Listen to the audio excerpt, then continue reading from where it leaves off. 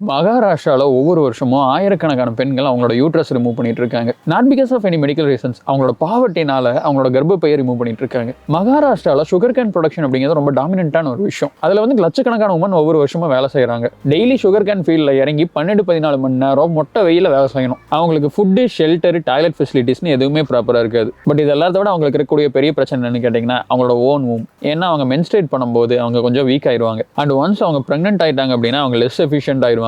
So அவங்க என்ன பண்றாங்க, அவங்களோட ஊம்ஸ் ரிமூவ் பண்றாங்க. 2024 ரிப்போர்ட் என்ன சொல்லுது அப்படின்னா 843 உமனோட யூட்ரஸ் ரிமூவ் பண்ணிருக்காங்க. அதுல பாதி பேருக்கு மேல 30-35 வயசு இருக்கிறவங்க. அண்ட் இது பல வருஷமா நடந்துகிட்டு இருக்குது. ஒரு 82,000 உமனை வச்சுட்டு ஒரு லோக்கல் கணக்கெடுப்பு எடுத்திருக்காங்க. அதுல வந்துட்டு 1 in 5 உமன் வந்துட்டு அவங்களோட ஊம்ஸ் ரிமூவ் பண்ணிருக்காங்க. கிட்டத்தட்ட 15,000 பேர். அதுல மோஸ்ட் பீப்புளுக்கு இதனால என்ன சைடு எஃபெக்ட்ஸ், என்ன எஃபெக்ட்ஸ்னே முக்கால்வாசி தெரியாது. அவங்க இந்த மாதிரி பண்றதுக்கு இன்டெரக்டா ஃபோர்ஸ் பண்ண போறாங்க. இந்த சுகர் கேன் மேனுஃபேக்சரர்ஸ் கிட்ட போய் கேட்டாங்க அப்படின்னா நாங்களே இந்த மாதிரி ஃபோர்ஸ் பண்ணல அப்படிங்கிற மாதிரி சொல்லுவாங்க. ஆனா அவங்க வச்சுக்க ரூல்ஸ் எல்லாம் எப்படின்னா ஒரு நாள் லீவ் போட்டாலும் அவங்க கொடுக்குற சம்பளத்துல இருந்து பெனால்ட்டி எடுத்துப்பாங்க. அதே மாதிரி ஊம்ஸ் இல்லாத உமனை தான் அவங்க அதிகமாக ப்ரிஃபர் பண்றாங்க. அண்ட் ஆல்சோ இந்த மாதிரி ஊம்ஸ் ரிமூவ் பண்ற அப்படின்னு சொல்றவங்களுக்கு வந்துட்டு அவங்களே அட்வான்ஸா காசும் கொடுத்துறாங்க. பிரைவேட் கிளினிக்ஸ்ல இருக்கிற ஆட்களும் இதுல உள்ள இருக்காங்க. ஏன்னா இந்தியாவை பொறுத்த வரைக்கும் ஒரு உமன் வந்துட்டு அவங்களே நினைச்சாலும் அவங்களால வந்துட்டு யூட்ரஸ் ரிமூவ் பண்ண முடியாது. அதுக்கு ப்ராப்பரான ஏதாச்சும் ஒரு மெடிக்கல் கண்டிஷன் இருக்கணும். ஸோ கிளினிக்ஸ் வந்துட்டு இவங்களுக்கு இரெகுலரா பீரியட்ஸ் வருது, இவங்களுக்கு ப்ளீடிங் அதிகமா இருக்குது, இவங்களுக்கு இன்ஃபெக்ஷன் இருக்குதுன்னு ஏதாச்சும் ஒரு போலி ரீசனை சொல்லிட்டு யூட்ரஸ் ரிமூவ் பண்ணிருக்காங்க. முக்காவாசி பேருக்கு வந்துட்டு இந்த ப்ரொசீஜர் பத்தி ப்ராப்பரா எக்ஸ்பிளைன் கூட பண்றது இல்லை. இதெல்லாம் கேட்கும் போதே பயங்கர சோகமா இருக்குது ஃப்ரெண்ட்ஸ். நீங்க வந்துட்டு ஓரளவு ஃபார்ச்சுனேட்டா இருந்து ஒரு டீசென்ட்டான ஃபேமிலியில பிறந்து ஒரு நல்ல எஜுகேஷன் கிடைச்சது அப்படின்னா